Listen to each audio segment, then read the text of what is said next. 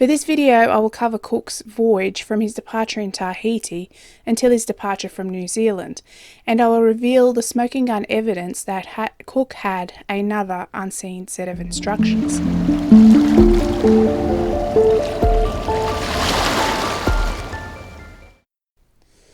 Now I'm going to start with what I call the smoking gun. The smoking gun is this chart of New Zealand. This was published in the official accounts of Cook's first voyage by Hawkesworth. However, it was not created during Cook's first voyage. The chart was fabricated after Cook got back to England, and I will show proof of this. First, I will show you a few things in particular with this chart. Firstly, Banks Peninsula is incorrectly depicted as an island, and Stewart Island is incorrectly depicted as a peninsula. But these points are already fairly well known. There are much bigger problems with this chart. The problem is with the coastal outline, particularly with respect to longitude. To show this visually, here is Cook's coastline in yellow overlaid onto Google Earth grid. As Cook's chart has a latitude and longitude grid marked, I overlaid Cook's chart using this grid, and not by trying to align coastal features. I then traced around Cook's coastline, producing this yellow line. I also cross-referenced the resulting overlay with coordinates recorded in Cook's journal and with his chart, and the results line up fairly well. The closer this yellow line is to the equivalent geographical feature in the satellite coastline, the more accurate Cook's chart is. Let's examine the result. The point that aligns the best on the whole chart is Cape Maria van Diemen, which is near the northernmost point of New Zealand. It is perfectly positioned. The south tip of the South Island is pretty close to the true location. Clearly, in terms of longitude, the worst part of the chart is the area between the North and South Islands. The northernmost part of the South Island is depicted about 1 degree too far east. This is not just a problem in the chart, but it also correlates in Cook's coordinates given in his journal and in other available logs. Now, having a full degree of error in longitude anywhere in the chart is not what would be expected. It is commonly assumed that during the voyage, lunar distances were the main method used to determine longitude. Lunar distances in this era had a precision of determining longitude to about 15 arc minutes, or a quarter of a degree. This means if someone is using this method and doing it properly, then in general he shouldn't be more than about 15 arc minutes from the true value. But this entire area here is out by a degree, which is 4 times that amount. This is unexpected given the calibre of Cook as a surveyor and the expertise of Green, who is possibly the most qualified person in the world at this time for being able to determine longitude. But there are even more strange things about this chart when you consider the narrative of the voyage. Cook's best latitude-longitude measurement was at Cape Maria van Diemen. The position Cook recorded here was extremely impressive, only 3.5 arc minutes off the actual longitude and about 6 kilometres overall. But at this cape, the Endeavour never landed. They sailed around it during violent weather without landing. Not ideal conditions, as there was no opportunity for the astronomer, Charles Green, to go ashore and get good astronomical observations from solid ground. Yet it was here that the best latitude-longitude was determined. Later, the Endeavour spent a solid 2 weeks in Queen Charlotte Sound. This area was surveyed in detail. The ship careened for some time, and the crew went ashore and had friendly interactions with the natives. This means Charles Green had plenty of opportunity to make many observations from a single spot, to set up an observatory on solid ground and to get a very good longitude measurement. One would expect out of the whole of New Zealand, the most accurate longitude should be here in Queen Charlotte Sound, as this is where the most time was spent. And you would expect the longitude of Cape Maria van Diemen to not be so crash hot. You would also expect that none of the chart should be out by more than a degree. This chart does not meet those expectations. Another thing to note is that longitudinal error typically accumulates while traversing large eastbound or westbound stretches of open ocean. Now, Cook approached the Queen Charlotte Sound area not just once, but on 2 different occasions because he sailed a figure of 8 around New Zealand. And this area here is in the middle of the 8. Cook appears to have gained a 1-degree error in longitude while travelling a short way from Cape Maria van Diemen to this general area between the North and South Island. He then lost this error going down to the West Cape, but regained it returning to this area. This is while on a short coastal run, in constant eyesight of land, while doing a running survey. The way this error has occurred pretty much eliminates instrument failure as being a cause. It is a very difficult error to explain. For years, centuries even, this chart has been praised as being the pinnacle of accuracy, used widely by sailors, when in fact it should be marked with a warning, not for navigational use. The major problem with this chart is not in its smaller details, but in the very specific way that the entire coastline is distorted.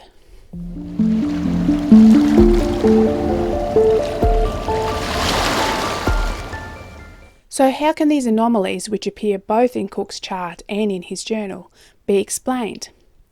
This is a long story, so buckle up. Firstly, we have to talk about Abel Tasman.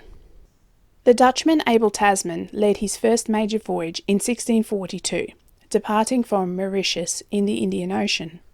One of the main purposes of this voyage was to find the extent of the South Land and also of the Dutch East Indies in that quarter of the world, which was administered by the Dutch in Batavia. From Mauritius he headed east following the Roaring Forties trade winds and sighted the west coast of what's now called Tasmania. Tasman rounded the bottom of Anthony van Diemen's Land, now known as Tasmania, eventually landing on the east coast at a place known today as Mercury Bay. He planted what he called a Prince flag, claiming possession. This is the easternmost part that the Dutch ever landed in their regional neighbourhood of the Dutch East Indies. It makes sense that Tasman would place a possession flag here because he is claiming a large area in one go.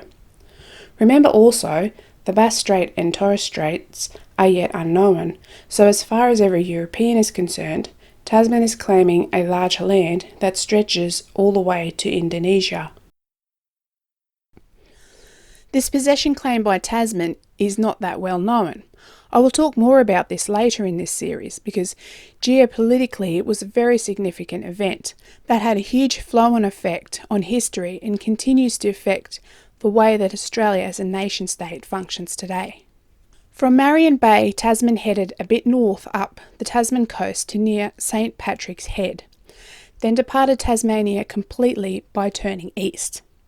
He crossed the Tasman Passage to Aotearoa, or New Zealand, what Tasman at the time named Statenland. Tasman attempted to land a few times on Aotearoa, but his crew were attacked here, in what he named Murderer's Bay. Several of Tasman's men were killed, and they never made a successful landing.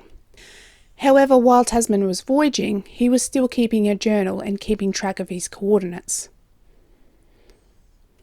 For the purposes of this video, note that Tasman recorded coordinates of some points of particular interest. These are the location of the Prince flag, his departure point from Tasmania near St. Patrick's Head, Murderer's Bay, and Cape Maria van Diemen. Fast forward more than a century to the 1760s, and the British now, for complex geopolitical reasons, have a plan for Cook on this voyage. Here is a coastline of New Zealand as recorded by Abel Tasman, showing Cape Maria van Diemen and Murderer's Bay. The strategy from a pure navigational point of view is, Cook's plan is, in sequence. 1. Use the coordinates and description from Abel Tasman as a guide, locate the real-life Cape Maria van Diemen. 2. Leverage the astronomer Charles Green's skills to find the true longitude of Cape Maria van Diemen. 3. Calculate Tasman's longitudinal error. This is the difference in longitude between where Tasman says Cape Maria van Diemen is and where it actually is in real life.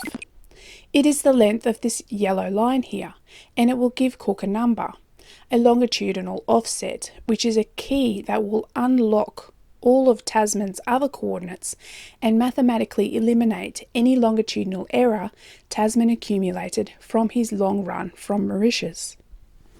4. Find Murderer's Bay using Tasman's coordinates corrected by the longitudinal error calculated in the previous step. 5. Depart New Zealand from Murderer's Bay and traverse west by exactly 22 degrees and 41 minutes to the longitude of the easternmost extremity of Dutch exploration of New Holland. This figure of 22 degrees and 41 minutes is the difference in longitude between Tasman's departure point in Anthony van Diemen's Land and Murderer's Bay, taken directly from Tasman's coordinates, and I believe this figure is hard-coded into Cook's original commission. 6. Land along this line and claim discovery of all land to the east of this spot for the British, reserving land west of this spot for the Dutch. Now ultimately the plan didn't work, and the failure of the plan and attempts to work around this failure is what resulted in this particularly strange chart.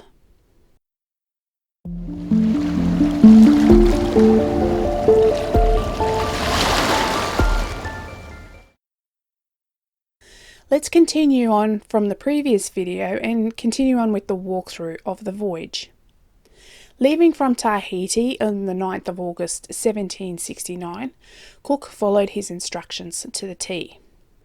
The Endeavour headed down to latitude 40 south, searching for the Juan Fernandez's continent with 50 million white people, then headed west, keeping in between latitude 40 and 35 south.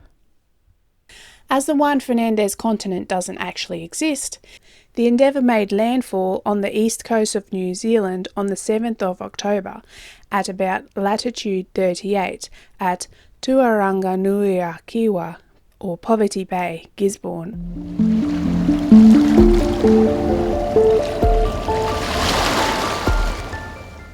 Now I want to acknowledge that there were many incidences between trigger-happy colonisers and the local natives, and it wasn't long after the Endeavour made landfall that a Maori leader was lying lifeless on a beach with a British bullet. Joseph Banks writes in his journal, "The first man we saw when we went ashore at Poverty Bay, and who was killed by one of our people, had his dress tied exactly in the same manner as is represented in Mr. Dalrymple's account of Tasman's voyage, in a plate which I believe is copied from Valentin's History of the East Indies." This plate that Joseph Banks refers to is likely this sketch here, which depicts the events in Murderer's Bay where Tasman's men were attacked and overwhelmed by many Maori canoes. It shows Maori clothing in detail. The Maori man who was killed in Poverty Bay was killed because of prejudice due to the clothes he was wearing. This shows that there was definitely an awareness of Tasman's story amongst the crew of the Endeavour, keeping in mind that the Endeavour's last port of call was in Tahiti, where the natives treated the crew very well. I think it's fair to say that if those on board the Endeavour were unaware of Tasman's story, this incident would never have happened. The Endeavour leaves Poverty Bay and heads south to latitude 40 degrees south. This is the southern limit of the instructions given earlier for the log of the trip from Tahiti. I think the fact that Cook spent this time to specifically go down to this latitude shows something about his personality. He has dedication not to just follow the instructions, but to go the extra mile, so to speak. He is definitely not a cowboy.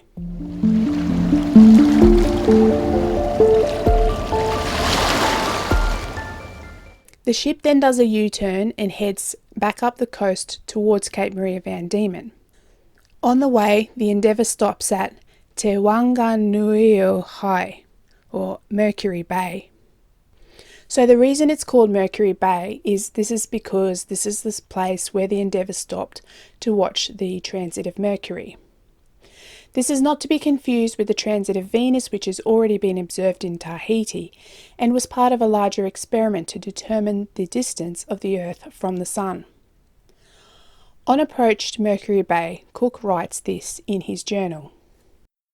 My reasons for putting in here were the hopes of discovering a good harbour and the desire I had of being in some convenient place to observe the transit of Mercury, which happens on the 9th instant, and will be wholly visible here if the day is clear. If we be so fortunate as to obtain this observation, the longitude of this place and country will thereby be very accurately determined. So Cook is going into this place here specifically with the intention of using the transit to determine the longitude of the whole country. 4 days after arriving in the bay, and the day before the transit at noon, Cook went ashore to the same spot that the transit would be observed, and he took the altitude of the sun. At noon, I observed the sun's meridian zenith distance by the astronomical quadrant, which gave the latitude 36 degrees 47 minutes 43 seconds south. This was in the river before mentioned that lies within the south entrance of the bay. Cook is being very evasive here. You see, they are preparing to observe and time the transit.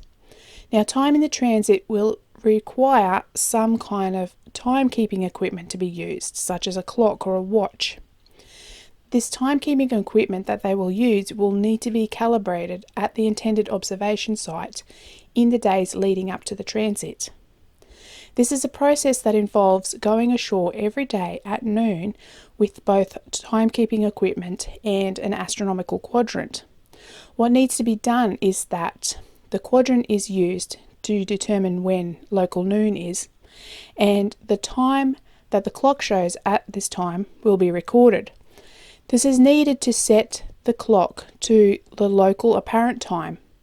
They need to find out how the clock performs under the environmental conditions over at least a few days, as temperature and humidity variations can affect the mechanical performance of the clocks. They need to get some idea of how well the clock performs. Is it too fast or is it too slow, and by how much? But Cook in his journal here is like, oh, I'm just going ashore here with my quadrant to find the latitude.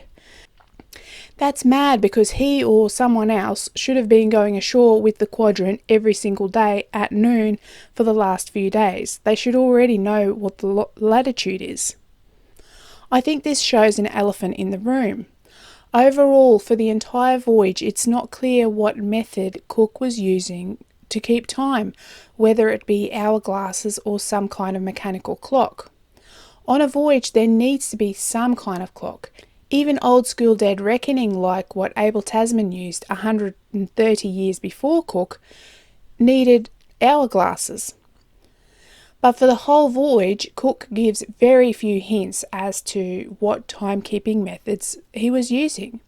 And here in particular, in preparation for the Mercury transit, to me it is very obvious that he is trying to avoid disclosing what timekeeping method he is using. I suspect it's because they are secretly carrying a Harrison chronometer with them. The whole voyage is essentially a secret longitude trial. But anyway, let's get back to the day of the transit, Thursday the 10th. At the break of dawn, Maori canoes approach the Endeavour for trading purposes. The Maori have been trading fish for cloth and nails for the past few days, and this trading activity continues. According to both Banks's journal and the anonymous journal attributed to James Magra, Charles Green the astronomer has breakfast and goes ashore to the predetermined spot. It's not clear who went with Green. Charles Green is definitely ashore by 7:20 a.m, as this is when the transit begins, and Green has recorded the time for the start of the transit. Sometime during the day, a Maori man who is trading with the Endeavour in a canoe is involved in an altercation with the Endeavour crew and is shot dead, allegedly by John Gore. But there are some major discrepancies in what happened that day in relation to Cook's actions. Cook's journal reads, At 8, Mr. Green and I went ashore with our instruments to observe the transit of Mercury, which came on at 7 hours 20 minutes 58 seconds apparent time and was observed by Mr. Green only. I at this time was taking the sun's altitude in order to ascertain the time. So Cook claims that he went ashore with Green at 8 a.m, but this cannot be because the transit began at 7:20 a.m. and Green was already ashore at that time. But if Cook was ashore at the observation point at the start of the transit, how did he miss both first and second contact?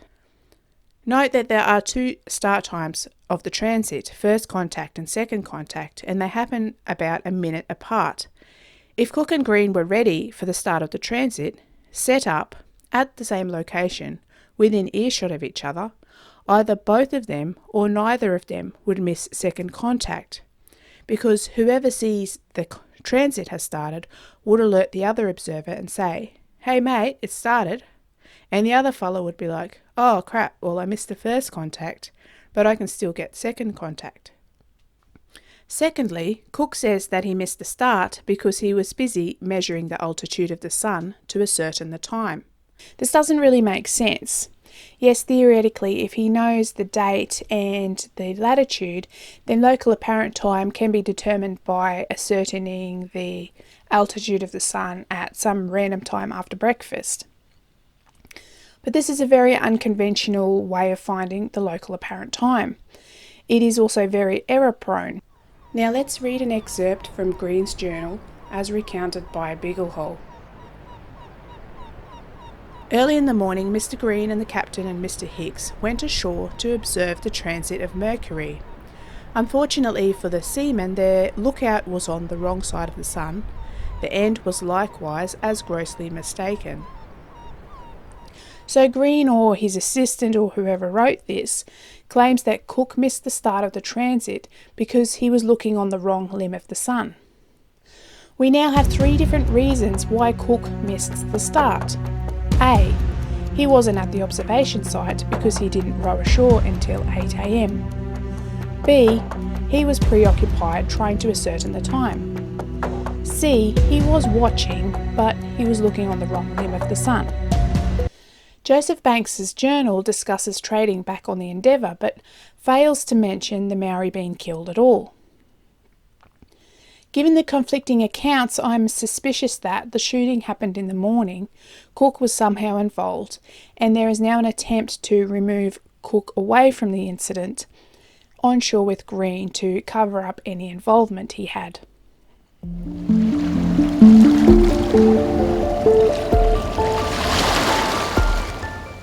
Keeping in mind that the whole reason the Endeavour went into Mercury Bay was to use the transit of Mercury to determine the longitude of the country as a whole. Well, let's look at how that all panned out. Cook gives an excellent description of the observation site. Today there is a monument there.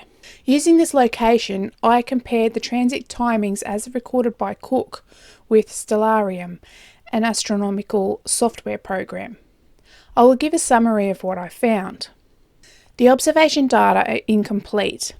There isn't really enough information to draw any solid conclusions. The only primary source data set relating to the transit is an incomplete set of contact times from Cook's journal. Every other observation data source refers back to Cook's journal. This data set includes a start time as observed by Green. However, it is unknown if this start time is first contact or second contact. For this reason, I am going to ignore this start time completely because without that context, it is useless. Green might as well have slept in that morning. The dataset also includes third and fourth contact, the egress of the transit, as observed by both Cook and Green. I have made a diagram here which shows the timing of the end of the transit as observed by both Cook and Green. It is a timeline and the bar lines represent the duration of the egress as timed by the two observers. For For example, Green saw third contact at 12 hours 8 minutes 58 seconds, and he saw fourth contact at 12 hours 9 minutes 55 seconds. Now I will add to this diagram the timing of the egress as simulated by Stellarium software from the beach location as described by Cook. The contact times here are in apparent local time for the respective location, so it should be directly comparable to Cook's recorded observations. Now Cook and Green's observations line up quite well with the simulation. The duration of the egress, the length of these bar lines, is shorter for them because they only have small portable telescopes, so the little dot of Mercury disappears faster for them than for me looking at my computer screen simulating a big-ass telescope. It's like I'm looking at it in 4K and they are looking at it on a grainy old TV. Despite their small telescopes, if they had a perfectly calibrated clock and perfect observations, the midpoints of these bar lines should more or less line up. And Green's observations almost line up perfectly. Cook's observations are just a smidgen too early. So far, so good. Now Cook recorded the latitude-longitude position of Mercury Bay as 10 arc minutes to the east of the described observation location. I will add to the diagram the Stellarium simulation of the egress for that location using the apparent local time for that location. The result, I find this very interesting, is the transit observations Cook recorded align better with the actual location than with the recorded location. What this suggests is that the Mercury transit observations were not the primary source used to determine the longitude of Mercury Bay, because if the observations were used, the recorded longitude would be improved. But even if the raw observation data looks great, we don't know how Cook crunched the numbers, or if he crunched them at all. But overall, the available data is so sketchy, it's hard to tell for sure.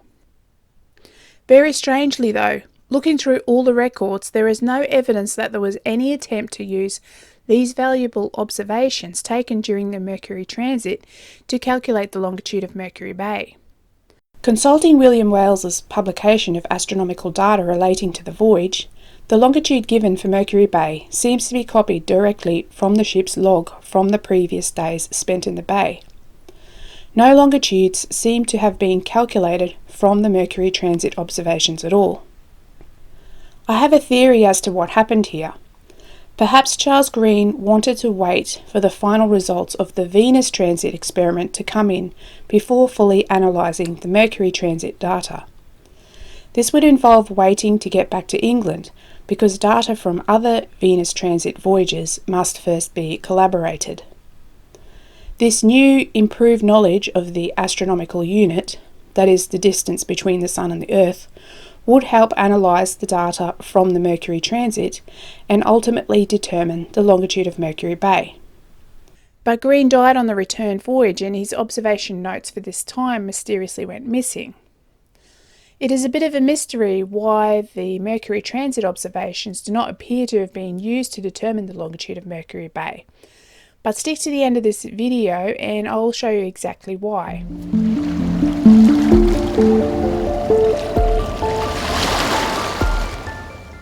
Cook keeps heading north towards Cape Maria van Diemen, the point where Tasman departed from New Zealand in his 1642 voyage. Cook has the coordinates from Tasman's voyage in Dirk Rembrandt's extract, which he admits to having in his journal, and he is possibly also referring to Alexander de Rimpel's pre-publication book, which Joseph Banks has a copy of. Now, if you take Tasman's coordinates of Cape Maria van Diemen, convert them from east of Tenerife, which is the system Tasman used, to west of Greenwich, which is what Cook used, you can see whereabouts on the Earth's grid Tasman has placed Cape Maria van Diemen. Now this location on Google Earth is right here. This point here is exactly where Tasman says Cape Maria van Diemen is.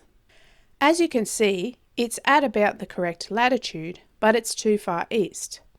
This is to be expected, given the really old school methods Tasman was using. The difference in longitude here is 1 degree 55 minutes. 1 degree 55 minutes is the magic number that Cook needs to unlock all of Tasman's other points.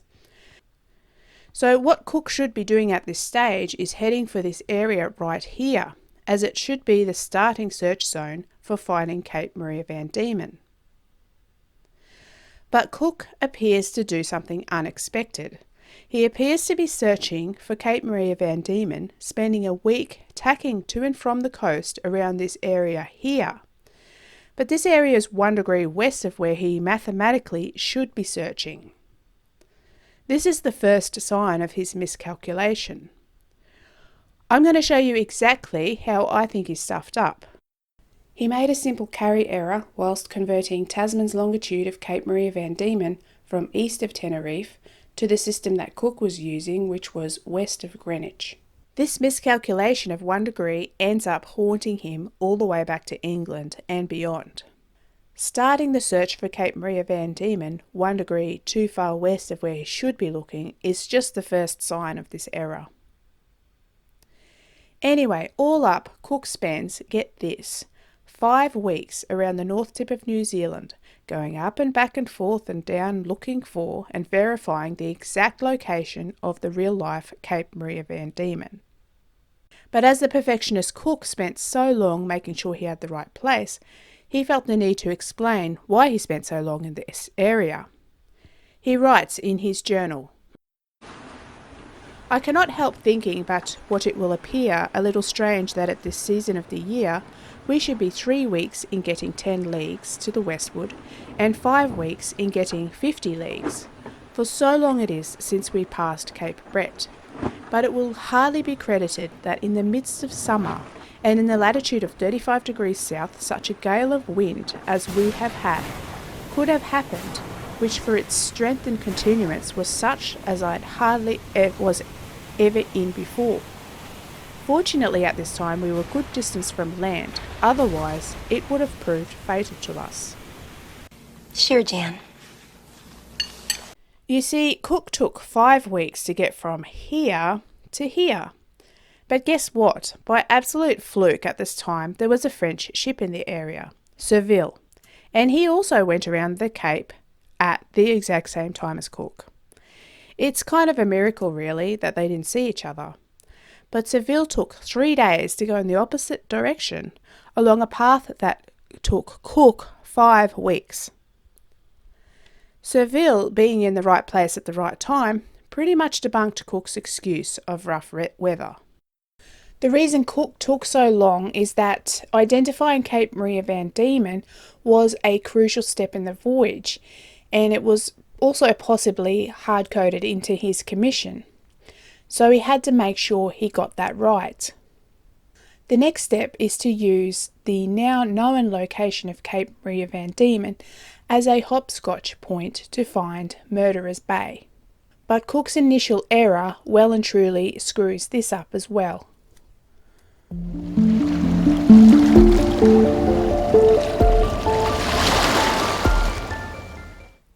The mathematical error made at Cape Maria van Diemen will now affect Cook's navigation into Murderer's Bay.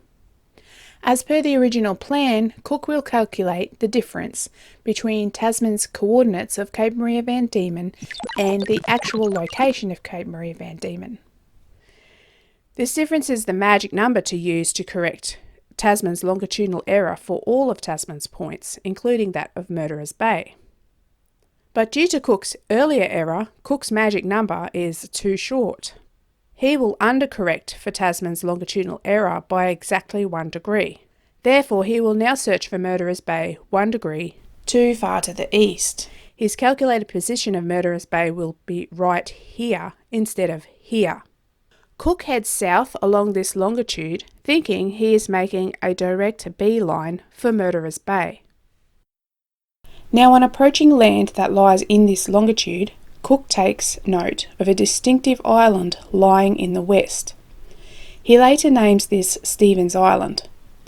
Cook uses this island as a kind of navigational landmark. This will be important later in the story. He ends up in what he names Queen Charlotte Sound and anchors in a place he eventually calls Ship Cove. Now, although the longitudes Cook gives for this area are completely off, we know this is where he went because he has created a very detailed chart of the area. When he arrives here, he talks with the local Maori using tupaia as an interpreter. He inquires to see if the locals know of any previous European visitors. Cook writes this in his journal. These people declared to us this morning that they never either saw or heard of a ship like ours being upon this coast before. From this it appears that they have no tradition amongst them of Tasman being here, for I believe Mercury Bay, the place where he anchored, not to be far from this place, but this cannot be it from the latitude, for I find by an observation made this day at noon that we are at an anchor in 41 degrees 5 minutes 32 seconds south, which is 15 minutes to the southward of Mercury Bay. This phrasing seems to indicate that Cook believes he is at the correct longitude of Mercury Bay, but the latitude is off by 15 arc minutes. And yes, Ship Cove is indeed 15 arc minutes to the south of the incorrectly calculated point. But what is truly remarkable is just how precise the longitude of Ship Cove anchor point is. Yes, it's 1 degree off what the expected value of Mercury Bay is, but it is exactly 1 degree off to the minute. This is the second telltale sign of Cook's math error. Cook stays in Queen Charlotte Sound from the 16th of January to the 6th of February. This time was spent careening the ship and performing major maintenance. For wooden ships, this needs to be done a couple of times a year, depending on the climate. The process involves stripping off the old waterproof coating, removing algae and barnacles, then using something like a mop to smother on hot tar and fat all over the outside of the ship. During this voyage, the Endeavour was careened about every 6 months. As captain, Cook would have had to think in advance to plan for these occasional stops. Cook has deliberately timed this maintenance to buy him extra time to explore and search for Mercury Bay. Anyway, as the ship lay on its side on the beach getting its beauty treatment, Cook surveys the Queen Charlotte Sound area in detail.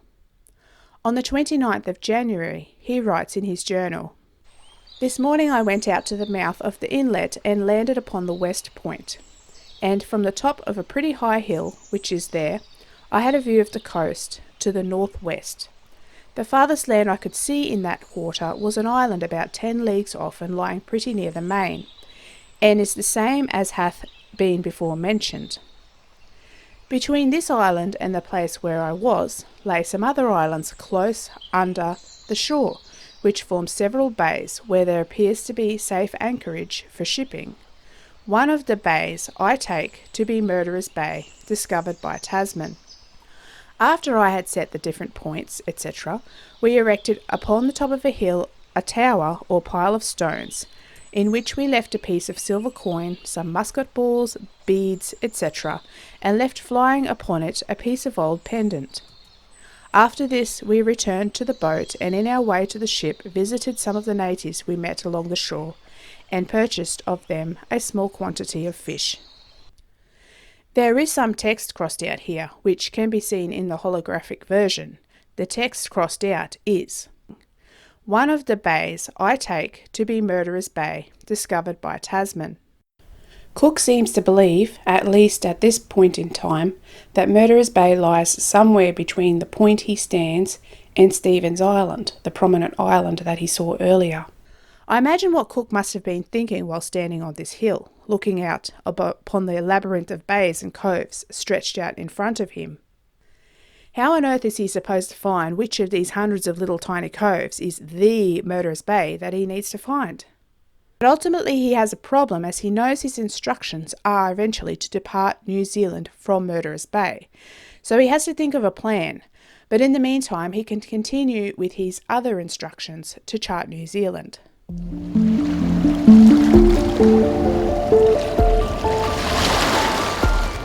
Anyhow, Cook has instructions to chart all of New Zealand, so he continues on to pass through the Cook Strait. He surveys this small section of the North Island that he missed earlier and then heads down the east coast of the South Island. He rounds the bottom of the South Island, then comes up the west side of the South Island. When he reaches the same latitude as Tasman's approach, where Tasman first sighted New Zealand, Cook sails out away from the coast. It seems that Cook is attempting to reenact Tasman's approach. Perhaps this is an attempt to retrace Tasman's exact steps back into Murderers Bay, just to help locate it. Cook goes around the north tip of the South Island. In the holograph version of his journal, he writes that he thinks he is approaching the west side of Queen Charlotte Sound. This shows that he may be somewhat situationally unaware, because if he were paying attention to his longitude, he would realise he is still too far west. But this paragraph is later scribbled out. Cook then unknowingly sails right past the real Murderers Bay, the one place he is trying to locate.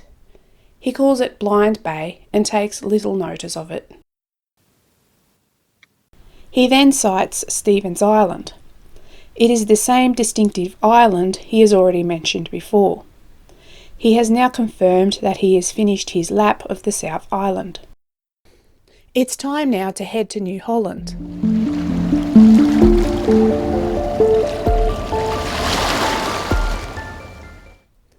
But Cook has a serious problem.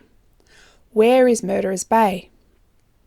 Now, my hypothesis is that he has clear instructions to depart New Zealand from Murderers Bay and from there traverse a very specific longitude westward of 22 degrees 41 minutes to New Holland. But Cook still doesn't know where Murderers Bay is. So Cook's thinking is probably, as he indicated earlier in his journal, that Murderers Bay must be in this area somewhere here. Incorporating Cook's math error, Ship Cove is the best Murderers Bay candidate by its longitude. But going by the latitude that Tasman gave for Murderers Bay, the best candidate is in what he calls Admiralty Bay, just under Stephen's Island, because unlike near Ship Cove, there's actually land at Tasman's given latitude here. Now, determination of latitude is relatively simple even in Tasman's time, so Tasman's recorded latitude is more likely to be accurate than his longitude. From Cook's perspective, and at this time, it would be foolish not to at least check out this area near Stephen's Island. So Cook writes in his journal, "As we have now circumnavigated the whole of this country, it is time for me to think of quitting it. But before I do this, it will be necessary to complete our water first, especially as we have on board above 30 tons of casks empty, and knowing that there is a bay between the above-mentioned island and Queen Charlotte Sound, wherein no doubt there is anchorage and convenient watering places." In Alexander Dalrymple's book, the book that Joseph Banks has a copy of on board with him, there are two sketches next to each other on the same opening. One is labelled Murderers Bay and the other labelled Abel Tasman's Bay. The sketches depict Tasman's ship at anchor, but neither Dalrymple's book nor Rembrandt's extract mention Tasman having any other anchorage in New Zealand besides Murderers Bay, nor do they mention any location called Abel Tasman's Bay. From these sources alone, it's not clear if the two sketches in Dalrymple's book are of different places or are simply different perspectives of the same place. There is a passage in Cook's journal which shows that Cook seems to be under the impression that Tasman only anchored at one place in New Zealand, Murderers Bay. So Cook may have concluded these sketches are both of Murderers Bay. So where are these two sketches on Google Earth? Well, mainstream historians place the first sketch labelled Murderers Bay here. Personally, I'm not 100% convinced this is the right spot, but it doesn't really matter for the purposes of this video. Now the second sketch, which is what I'm interested in, labelled Abel Tasman's Bay, is here. It is Cook's Admiralty Bay. Here is Stephen's Island, and other features match up. Now remember when Cook initially approached Queen Charlotte Sound? This same island, Stephen's Island, is the island Cook noted. He noted it again when he climbed the hill to look out over Queen Charlotte Sound. I think Cook noted this island because it is in Tasman's sketch, and he was looking for it the entire time. Tasman's two ships are depicted anchored in the second sketch. The ships are right here on Google Earth, and I will draw in a longitude line for the ship's position, because it will become very important later on. I think that Cook convinced himself, at least at the time of the departure from New Zealand, that Admiralty Bay is likely Tasman's Murderers Bay. This is due to him thinking that the sketch labelled Abel Tasman's Bay was just another perspective of Murderers Bay, plus its location was in the rough area of his wrongly calculated position. But he still wasn't 100% certain.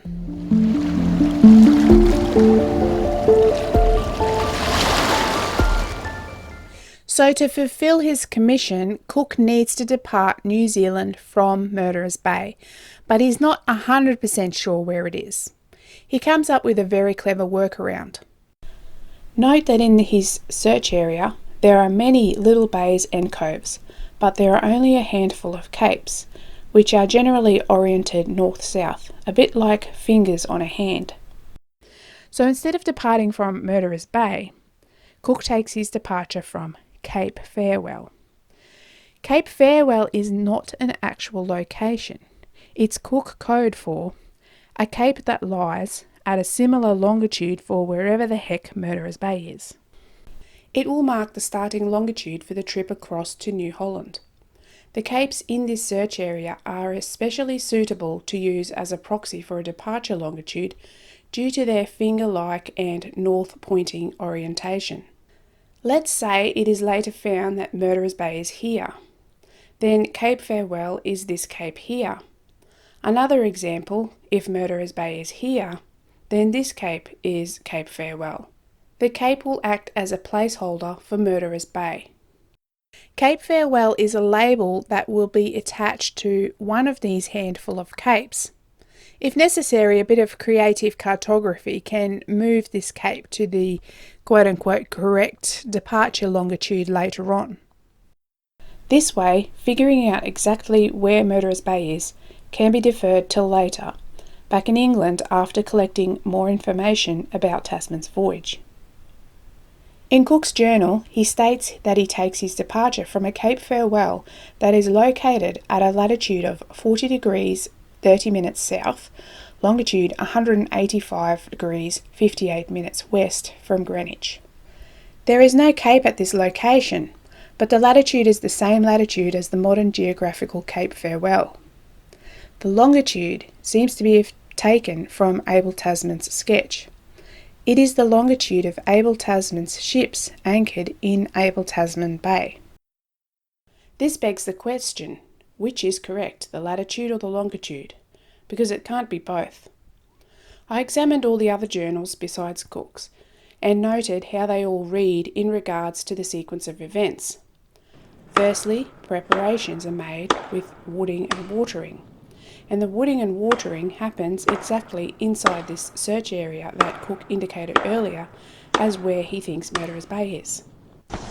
When the preparations are finished, the ship departs for New Holland directly from the wooding and watering place. For the sake of the flow of telling a story like a normal person, it makes sense for this area here to be the departure point, as this is their last stop, where they finished loading their supplies. But Cook's journal reads completely differently to the other journals, and sequentially, I think the events of the days leading up to the 1st of April read a bit unusual. The ship's log also has some interesting edits, with all of the dates over 2 pages being shifted by 1 day. And there's also a note added blaming the helmsman for some anomalies in the recorded position. I will now read Cook's journal entry from his departure from Cape Farewell. In the PM had a moderate breeze at east, which in the night veered to the northeast and was attended with hazy, rainy weather. I have before made mention of our quitting New Zealand with an intention to steer to the westward, which we accordingly did, taking our departure from Cape Farewell in the latitude of 40 degrees 30 minutes south, and longitude 185 degrees 58 minutes west from Greenwich, which bore from us at 5 p.m, west 18 degrees north, distance 12 miles. After this we steered northwest and west-northwest in order to give it a good berth, until 8 o'clock a.m, at which time we steered west, having the advantage of a fresh gale at north by east. At noon our latitude by account was 40 degrees 12 minutes south, longitude made from Cape Farewell 1 degree 11 minutes west. Now this manoeuvre Cook makes around Cape Farewell cannot possibly be from the current modern day Cape Farewell. Starting with the modern day Cape Farewell, bearing west 18 degrees north at a distance of 12 miles, and then steering northwest and west-northwest to go around the Cape, Cook would sail right over the sand spit. But this manoeuvre described not only works, but is necessary to clear Stevens Island and Cape Stevens or D'Urville Island when departing westward from within the wooding and watering area, or the search zone of Admiralty Bay and Queen Charlotte Sound. I think this particular journal entry of the 1st of April is the original journal entry made at the time. It is dated 1st of April.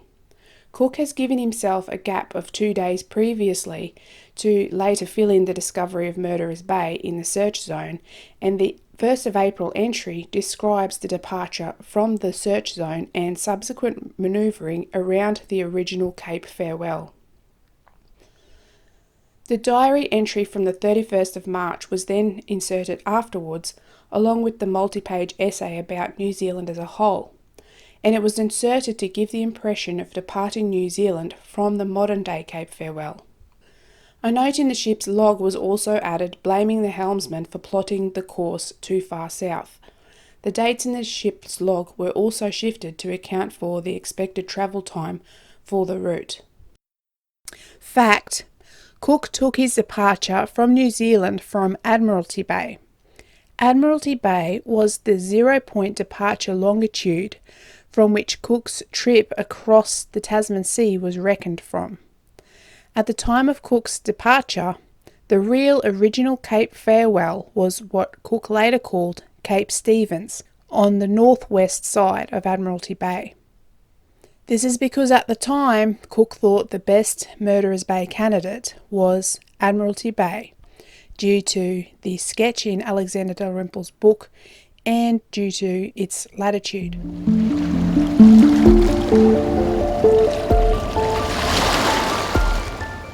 So Cook obviously sails to New Holland and eventually back to England. In the next video, I will show you how that plan went down on the New Holland side.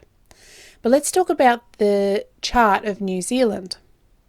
Upon return to England, it was a priority that more information about Tasman's voyage be sourced to be able to identify Murderers Bay. This information was needed for the construction of the official narrative. The story needed to be optimised for the best advantage for the Crown in terms of making claims over lands under the doctrines of discovery, particularly claims against other European powers. Now, Abel Tasman's more or less full journal, that is available today, was first published by James Burney in 1813.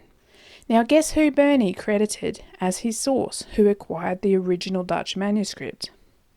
Joseph Banks. So yeah, as soon as the Endeavour got back to England, Joseph Banks went out and sourced more information on Tasman's voyage. The manuscript that Banks acquired was accompanied with charts, illustrations and details, which made it now very clear where Murderers Bay is. Tasman's official instructions were also obtained at this time. These instructions are absolutely crucial for understanding where the Australian domestic doctrine of terra nullius came from. But I will cover this in the final part of this series, which will be about the geopolitical implications of Cook's first voyage. This chart on screen from Abel Tasman was part of this acquisition by Joseph Banks. Note that it shows Murderers Bay and Abel Tasman Road as being two separate locations. This chart shows that Murderers Bay lies west of Abel Tasman's Road. And crucially, the chart also shows a sandy spit labelled. This spit is also part of the more detailed text narrative that is now also available. This sand spit does not appear on any of Tasman's previously published charts, for example, the charts by Valentin or Dalrymple. The sandy spit is very obviously the modern-day Farewell spit. With this new information, it is now clear that Tasman's Murderers Bay is, or is somewhere inside what Cook calls Blind Bay. It is also clear that Cook's departure point was from Abel Tasman Road, aka Admiralty Bay, and not from Murderers Bay as first thought. Upon returning to England, Cook now finally knows where Murderers Bay is. He uses this knowledge to construct the final distorted chart. Here is how it was done. Firstly, Cape Maria van Diemen was placed on the chart at its real correct location. The geographical extremities, such as West Cape, were also placed fairly accurately. The geographical extremities must be placed correctly because they may end up forming the basis of colonial claims under the doctrines of discovery, which are often based on latitude or longitude lines. The next step is to affix the Cape Farewell label to the correct cape. Remember, Cape Farewell is code for a cape that lies at the same longitude as wherever the heck Murderers Bay is. Well, now Cook knows where Murderers Bay is, so he can affix the Cape Farewell label. Naturally, that would make this feature here.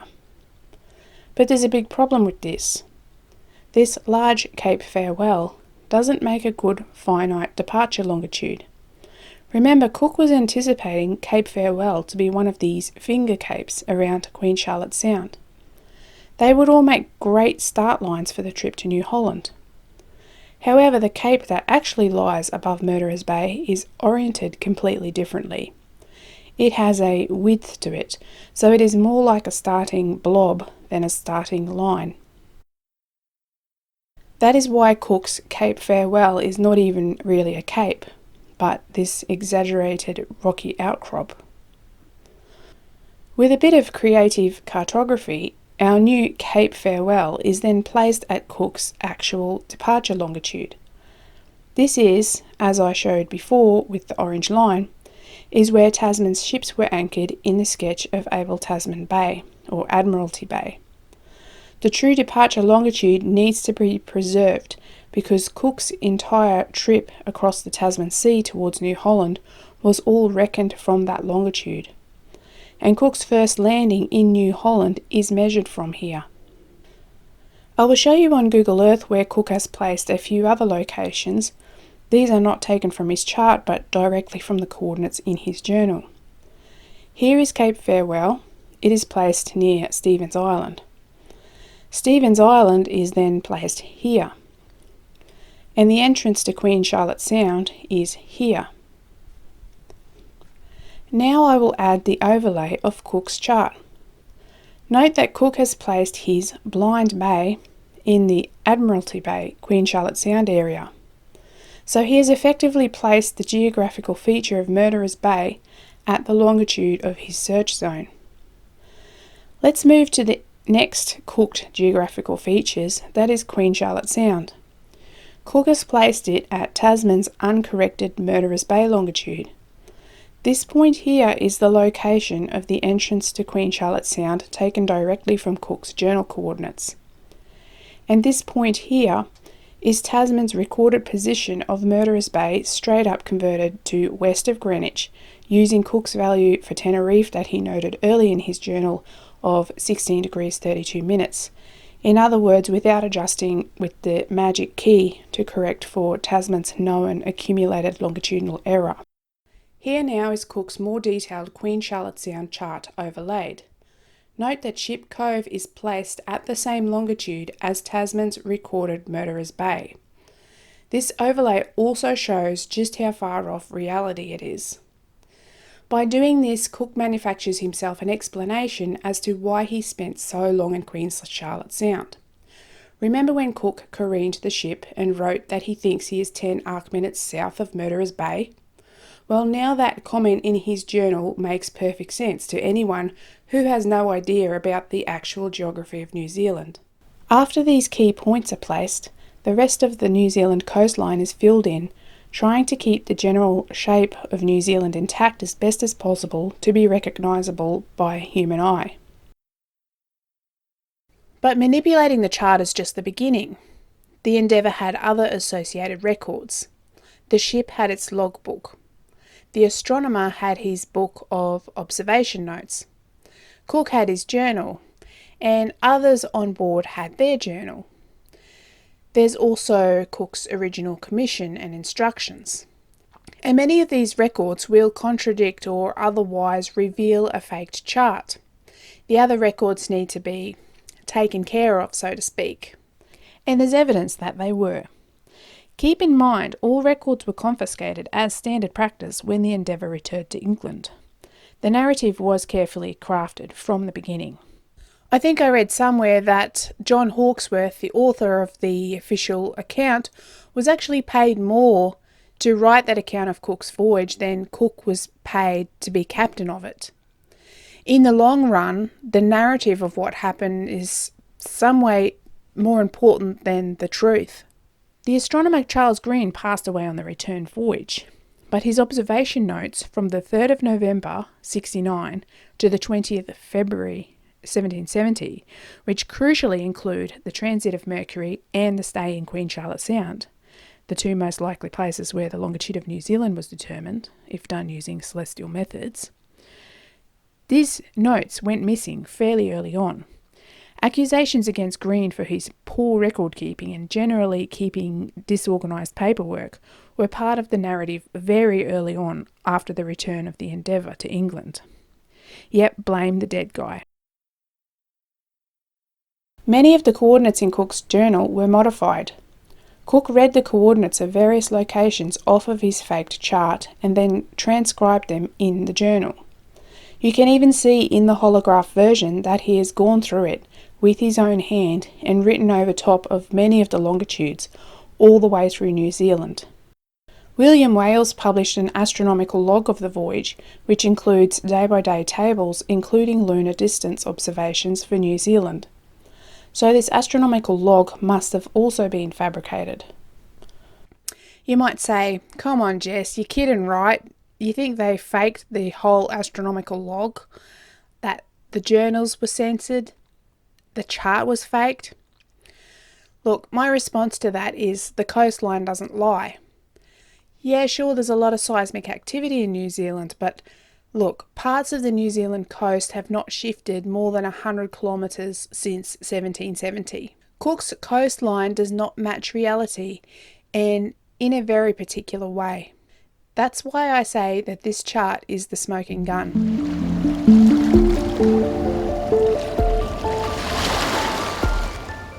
So why did Cook and whoever else was involved go to all this trouble to make this fake chart?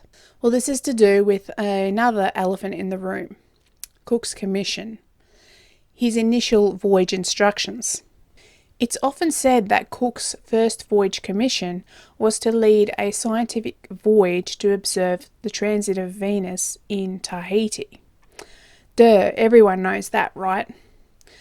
But where's the receipts? Where is the text of Cook's commission? It's still not released. Why not? And the silence on this is deafening. Commission? What commission? Now, it would be anticipated, at least in the era of the voyage itself, that one day Cook's commission would eventually become public. But Cook failed to follow his commission instructions, as he did not depart New Zealand from the longitude of Mercury Bay as instructed. So the chart and the various journals were modified so that, when read aside Cook's commission, it paints a cohesive story of success. I believe the voyage had a major scientific aspect besides the Venus transit. Cook's first voyage was a longitude trial. The British knew that they had solved the longitude problem. Cook's first voyage was supposed to showcase that accomplishment to the world. Picture these sound bites in the newspaper. Cook lands on a postage stamp on the other side of the world. British ingenuity solves the longitude problem. Here's how they did it. John Harrison takes home the longitude prize after his trusty pocket watch circumnavigates the globe on board the Endeavour. Yada yada yada blah blah. It was supposed to be a bit like in 1983 when Australia won the America's Cup with the winged keel.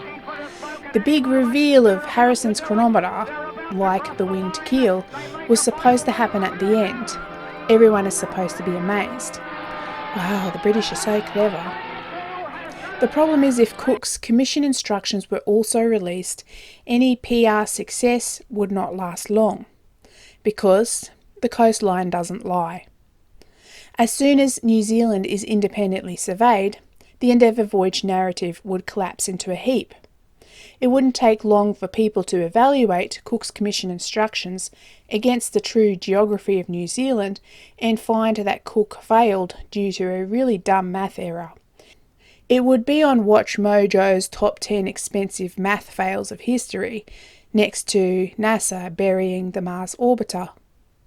On top of that is the whole fraud thing. And it may be a very serious situation if it's found that Cook did not follow his instructions, because that may jeopardise the legitimacy of his possession claim over the east coast of New Holland. It would have a flow-on effect to the legitimacy of the British Crown claim over its colony of New South Wales. So why take the risk and fudge the story at all? It is because the option to release Cook's commission instructions might make strategic sense in some circumstances. For example, if in that early colonial era, other European powers moved in and tried to claim Cook's discoveries before New Zealand was independently surveyed. In this case, releasing Cook's commission text along with the fake chart could be very useful. The priority is, at the time, the race to claim lands and to buy time for the British to get a foot in the door in establishing colonies in Australasia. But once the British were established in the region through both the 1824 Anglo-Dutch Treaty and the 1840 Treaty of Waitangi, Cook's commission text passed its use-by date and was essentially buried to protect his legacy. As I said before in this video, that I would show how the longitude of Mercury Bay was determined. You see, after moving Cape Farewell and other features into position on the fraud chart, Cook Strait completely disappears. Queen Charlotte Sound is positioned where the North Island is, so the whole North Island also needed to be moved for a new Cook Strait to be drawn in on the chart. This also meant that Mercury Bay needs to be moved a bit east. This is why there's no evidence of Cook's recorded longitude of Mercury Bay being calculated from the Mercury transit, because it wasn't.